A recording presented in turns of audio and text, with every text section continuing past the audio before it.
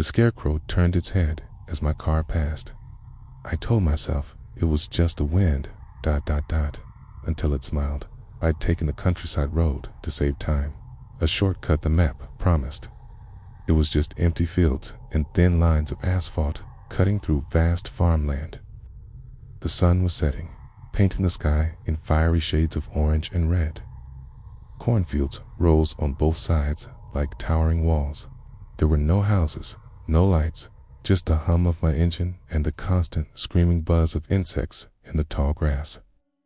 The road kept narrowing, feeling like the land itself was closing in on me, when my headlights caught a lone scarecrow standing in the middle of a field. Its arms were stretched wide, its sackcloth head drooping forward as if in defeat. As I drove past, I couldn't resist a second glance in my rearview mirror. Its head was facing the road now. Cold chill crawled up my spine. I let out a nervous laugh and cranked up the radio, trying to shake the feeling. But all I got was static, which soon dissolved into a low, unsettling hum that filled the car. It wasn't music, not even noise. It felt like a breath. Suddenly, the engine sputtered. The lights dimmed. The car slowed to a crawl and died right beside a dirt path leading into the fields. Night fell unnervingly fast. The stars vanished behind a blanket of thick clouds, and the air filled with the smell of damp soil. I stepped out of the car, and the silence hit me like a physical force. No insects, no wind. The fields stood perfectly still, like a crowd holding its breath.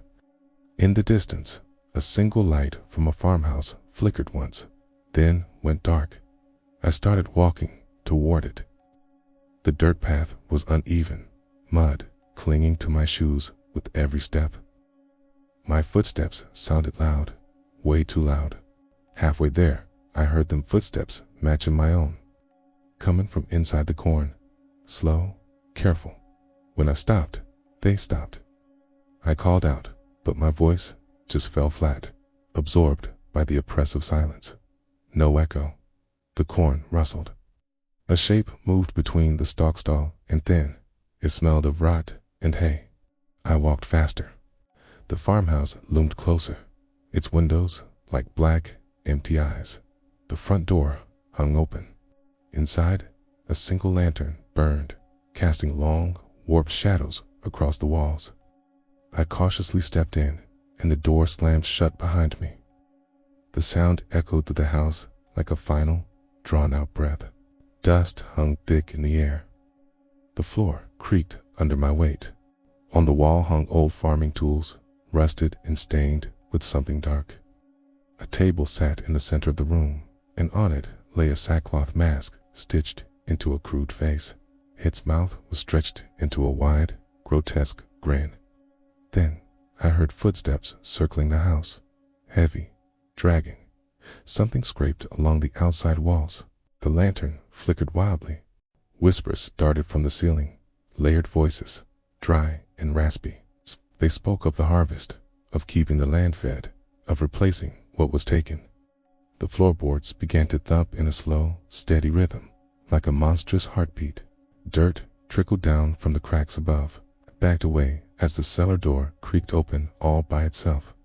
A wave of cold air rose from below, carrying the sickeningly sweet smell of decay.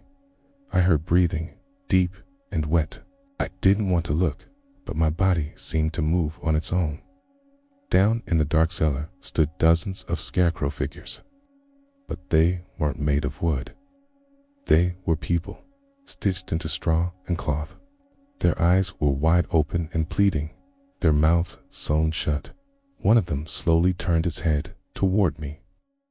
It wore my face. The lantern shattered. Darkness swallowed the room whole. Something grabbed my wrist. The grip was rough and splintered, straw poking into my skin. The whispering grew loud, eager. They told me the land was hungry. They told me travelers were the easiest crop to harvest. I ran. I burst through the door and back into the fields. Corn stalks whipped at my face.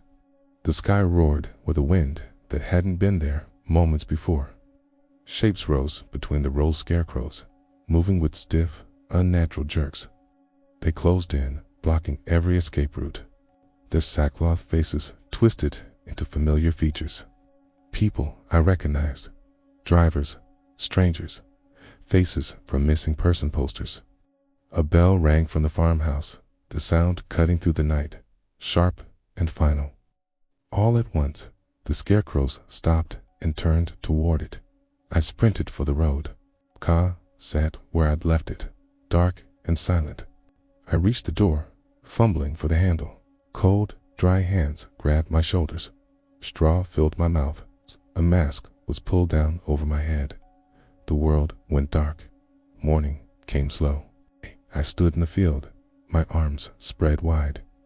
The sun rose, warm and gentle. The birds started singing again. The road was empty. A car passed by and slowed. The driver stared at me. I wanted to scream. I wanted to run. But all I could do was let the wind move my head, just enough to smile. If you enjoyed the story, make sure to hit that like button and subscribe for more chills. Thanks for watching.